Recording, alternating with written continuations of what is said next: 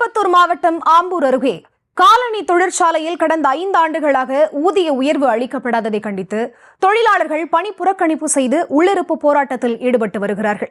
இதுகுறித்த கூடுதல் விவரங்களோடு இணைகிறார் எமது செய்தியாளர் நாகராஜ். அவரிடம் பேசலாம். வணக்கம் நாகராஜ். தொழிலாளர்கள் என்னென்ன குற்றச்சாட்டுகளையும் கோரிக்கைகளையும் முன்வைக்கிறார்கள்?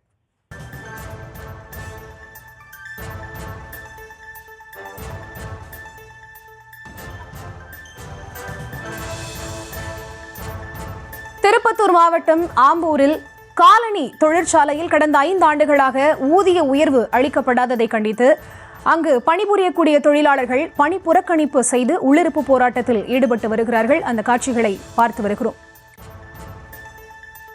ஊதிய உயர்வு கேட்டு 5 ஆண்டுகளாக போராடி வரக்கூடிய ஊழியர்கள் தற்போது பணி புறக்கணிப்பு போராட்டத்தில் ஈடுபட்டிருக்கிறார்கள். அது தொடர்பான செய்திகளை பார்த்து வருகிறோம். விவரங்களோடு இணைகிறார் எமது செய்தியாளர் நாகராஜ். அவரிடம் பேசலாம். வணக்கம் நாகராஜ். இந்த போராட்டத்தில் ஈடுபட்டிருக்கக்கூடிய அந்த தொழிற்சாலை பணியாளர்கள் என்னென்ன கோரிக்கைகளை முன்வைக்கிறார்கள்? விவரங்கள்.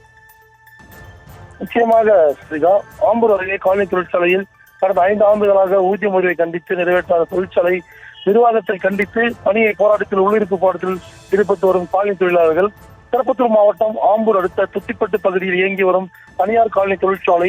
இந்த தொழிற்சாலையில் சுமார் 700க்கும் மேற்பட்ட தொழிலாளர்கள் பணியாற்றி வரும் நிலையில் இந்த தொழிற்சாலையில் 5 ஆண்டுகளுக்கு ஒரு முறை ஊதியம் உயர்வு வழங்கப்படும் நிலையில் இந்த ஆண்டு குறைவாக ஊதியம் உயர்த்தப்பட்டுள்ளதாகவும் இதனால் காலனி தொழிற்சாலையில் அதிக ஊதியம் உயர்வை கேட்டு பணிகளை புறக்கணித்து தொழிற்சாலை வளாகத்திலே உள்ளிருப்பு போராட்டத்தில் ஈடுபட்டு வருகின்றனர்.